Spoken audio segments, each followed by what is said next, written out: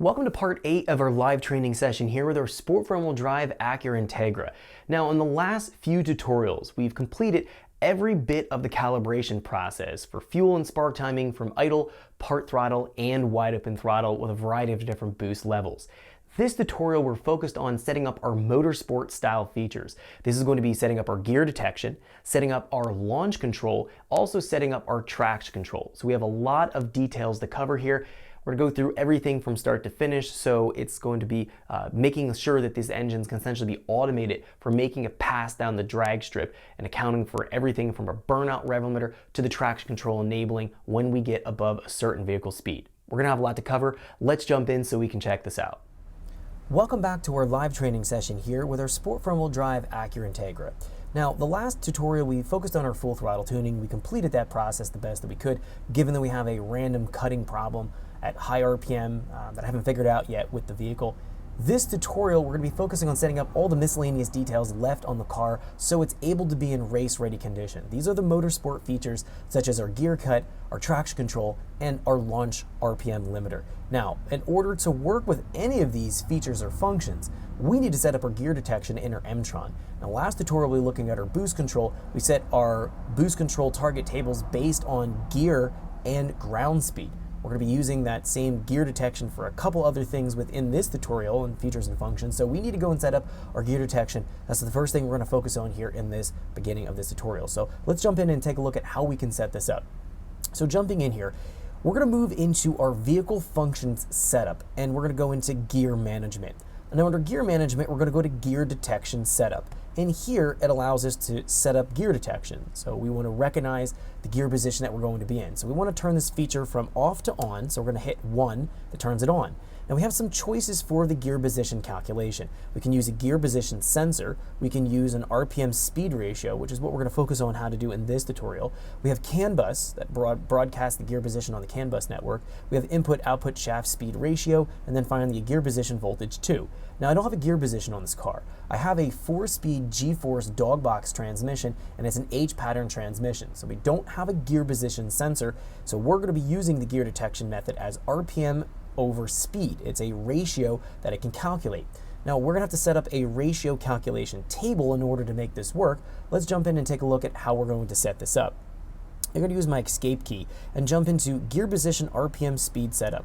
In here, we need to go and tell the speed channel for the Emtron what specific channel we want to look at for the speed registration. Now, if you're doing this, regardless of whatever the vehicle is going to be, you want to use your driven speed or your vehicle speed sensor. That's going to be the best means for calculating your actual gear position. Now you could use your ground speed, but I find it just best to use your actual driven speed. So here I have it set for drive speed. Now we have set our ground and our drive speeds on a previous tutorial, actually on our base map tutorial when our input setup here. If we jump to configure real quick and we go in here to channels input setup, under our speed, we can find that we set our drive speed as digital 1 and our ground speed as digital 2. So we've defined these already. We've even set the scalar amounts using our Excel spreadsheet calculator based on the tire size that this vehicle is going to have.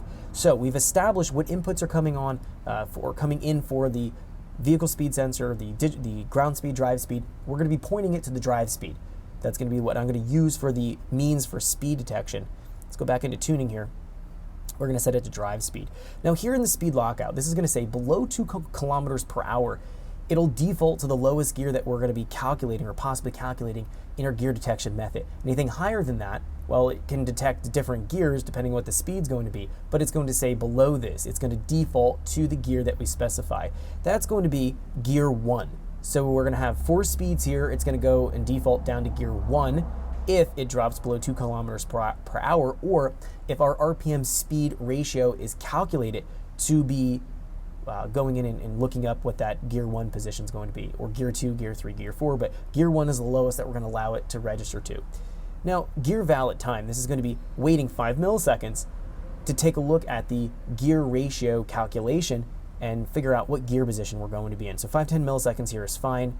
Tolerance, this is going to be saying a 10% tolerance, meaning we're going to have our gear ratio detection channel coming in. It's going to have a value in there. It's going to be a lookup to look up what the gear position is going to be. We're going to take a look at the table here in just 1 second.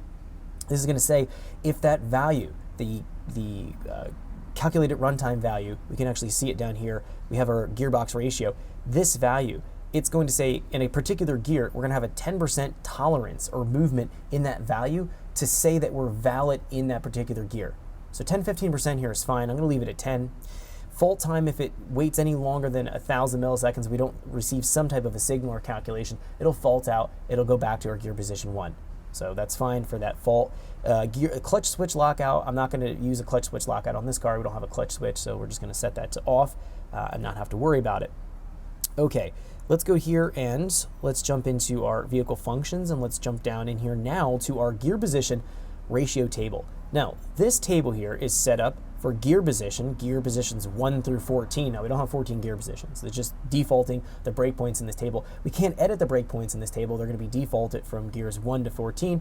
We'll leave them alone. We don't have to worry about that. But what we need to worry about is going in here and populating this table for the first 4 gears. Now, if you have a 6-speed, you'll go in and populate it all the way up to your 6th gear.